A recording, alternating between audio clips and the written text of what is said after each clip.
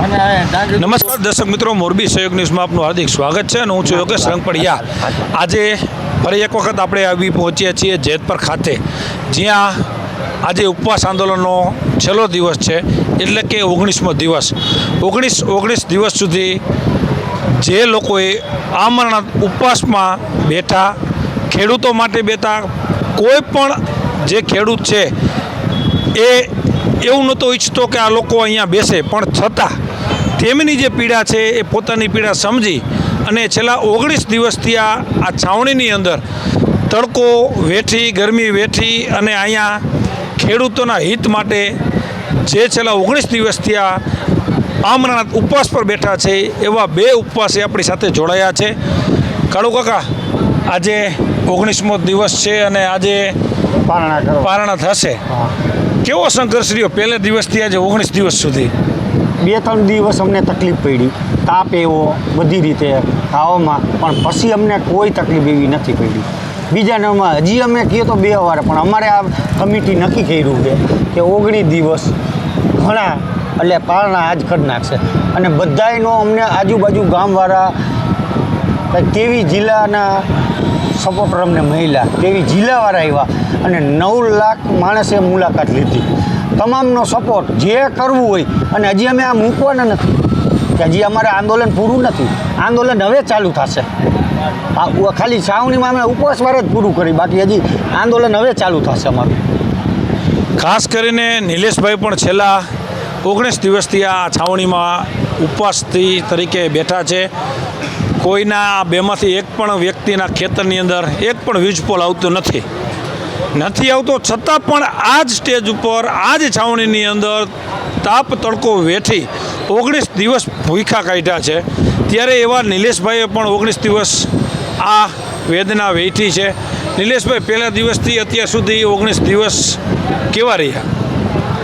આમ તો અમને શરૂઆતના 3 થી 4 દિવસ થોડાક જે અમારી હોજરીની અંદર જે સંકોચ આવી ગયા હતા ત્યાં સુધી અઘરું લાગ્યું. પછી અમારું શરીર પણ આમ કમ્ફર્ટેબલ થઈ ગયું. અમને ભૂખ જેવી કાંઈ ચીજ લાગતી નથી. અમારે ચરબી છે એટલે એ ચરબીમાંથી અમારા શરીરને ખોરાક મળી જાય છે.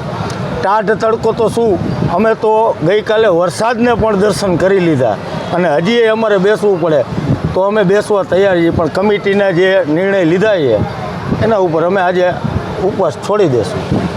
પાર્ટ 2 તો સમજ્યા, હવે પાર્ટ 3ની વાત થાય તો પાર્ટ 3 કયા પ્રકારનું તમે જોવો છો? કેવું હશે ને હજી જે ખેડૂતોને ન્યાય ક્યાંક ને ક્યાંક નથી મળ્યો એવી વાત છે, તો પાર્ટ 3 વિશે આપ શું કહેશો? પાર્ટ 3 આક્રમક જ રહેશે, પણ અમારી કમિટી જે આજે રાત્રે બેસી અને મિટિંગ કરી અને જે કાંઈ ગાઈડલાઈન આપશે એ ગાઈડલાઈન મુજબ અમે હાલશું. 19 દિવસની અંદર અહીંયા લાખો માણસો આવ્યા, એમાં અમે પણ સામેલ હતા. અને તમારો તો અમે અહીંયા કણે અમારી જમવાની વ્યવસ્થા હતી, રોજ મિષ્ટાન ભોજન અહીંયા જે કાંઈ પણ બનાવતું અમે જઈમાં છીએ. અને આ તમે બધું જોતા અને લોકો અહીંયા આવતા, ભજન, ધૂન, કીર્તન, લાખોની સંખ્યામાં માણસો, કેવો પ્રેમ રહ્યો, કેવી ફૂલ પ્રેમ રહ્યો. પ્રૂફ જાણી અમને એમ થાય કે અમારી ઘરે મહેમાન આવ્યા, અમે એવી રીતે રાખ્યા બધાને, અને બધાય રહ્યા અને બધાએ સપોર્ટ એટલો કર્યો. અમારે 10,000 માણસ તો એવા છે કે ગમે ત્યારે મરવા હાટું તૈયાર છે, ગમે ત્યાં જરૂર પડે એક ફોન કરો એટલે 10,000 માણસ પહોંચી જશે, એવી અમને સપોર્ટ મળ્યો. બીજા નંબરમાં મહેમાન અમારે આવ્યા, કોઈને ભૂખ્યા નથી રહેતા. અમુક ગામડેથી આવતા એ લોકો એમ કહેતા તમે જમતા ને અમારે ન જમવું, એ પોતે અહીંયા ભૂખ્યા રહ્યા. અને જે મહેમાન અમે વ્યવસ્થિત જમાડ્યા અને બહુ મજા આવી. અને બધાએ અમને સરપંચો, મંત્રીનો, ગામડાનો અને તેવી જિલ્લાનો અને 9 લાખ માણ આવી ગયા, બધાનો અમને પૂરેપૂરો સપોર્ટ. જે કરવું હોય ત્યાં. પાર્ટ 3 કઈ રીતે હશે એ હવે આગળ અમે વિચારી, બાકી મૂકવાનું નથી. હજી જ્યાં સુધી અમને ન્યાય નહીં મળે ત્યાં સુધી હજી અમે મૂકવાના નથી.